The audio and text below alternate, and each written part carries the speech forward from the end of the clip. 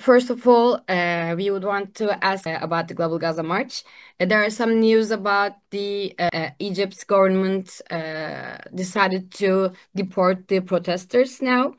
As a European Parliament member, what do you know about what's going on in Cairo right now? I think the main point here really is that these protesters are trying to do from what our governments have not been doing. So there's a lot of Europeans involved.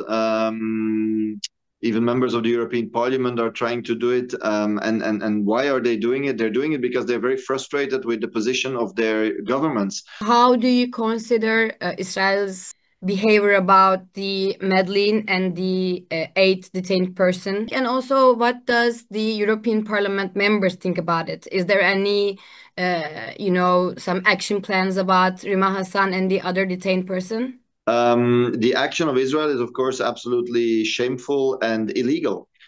So we need to be very clear that the boat Madeline was captured in international waters. This is contrary to international law. It needs to be very clear. These people have been basically taken hostage. Secondly, your question on what the reaction has been from the European institutions, I have been very shocked that Israel was able to basically capture and imprison illegally a member of the European Parliament without there being a strong reaction from the European institutions. The European Parliament has not made a big declaration.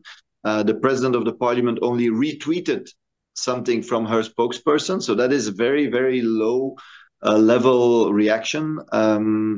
So what we want is, of course, a strong condemnation of these practices, which is not just for Rima Hassan, for Greta Thunberg, or for the members of the Madeleine that need to be, all of them need to be released immediately, of course, unconditionally. But it's also about more globally international law. So Israel basically is a state that violates all rules of international law right now. And the main point is that our countries are complicit in this because they have this privileged partnership with Israel. They're still offering weapons to Israel, selling weapons to Israel.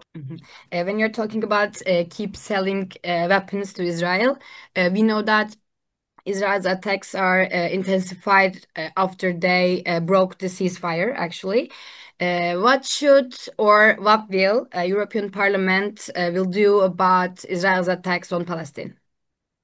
For the moment, the European Parliament and the European Commission have been unable to clearly condemn the Israeli genocide in Palestine. The only thing that, thanks to the pressure of the people in the streets, has been done is that the European Commission has had to accept to review the agreement.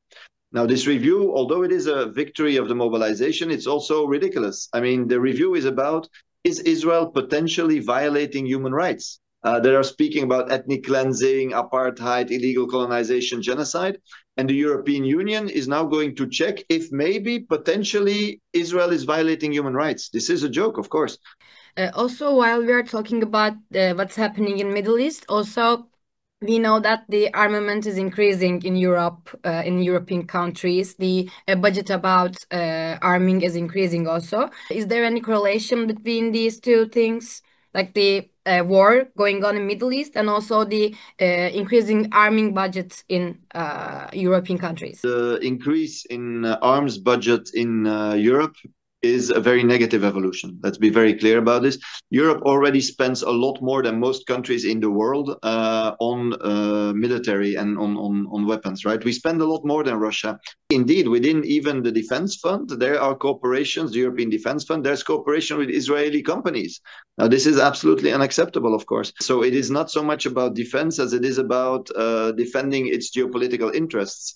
And unfortunately, this is done completely, not only with an own imperialist agenda, but also with complete submissiveness to the United States within NATO.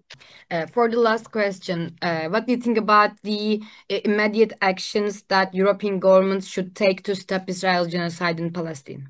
The first thing is to stop the privileged partnership we have with Israel. So the European Union does not have normal relations with Israel. It has privileged relations with Israel. Secondly, we need a direct, immediate military embargo Okay, this is something that the International Court of Justice has already clarified. We need this. The European Union needs to not just ask Israel nicely to do that. You need sanctions. If you don't have sanctions on Israel, Israel will not listen. The only way there's going to be this political will is through more mobilization.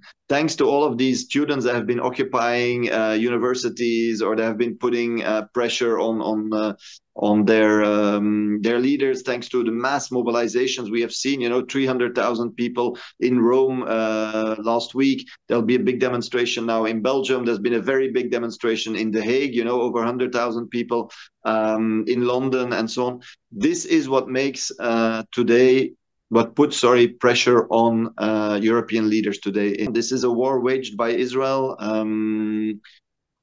against the people. It's not against whatever they say it is. It's against the people. It's ethnic cleansing, and we need to stand against the war that is being waged by Israel.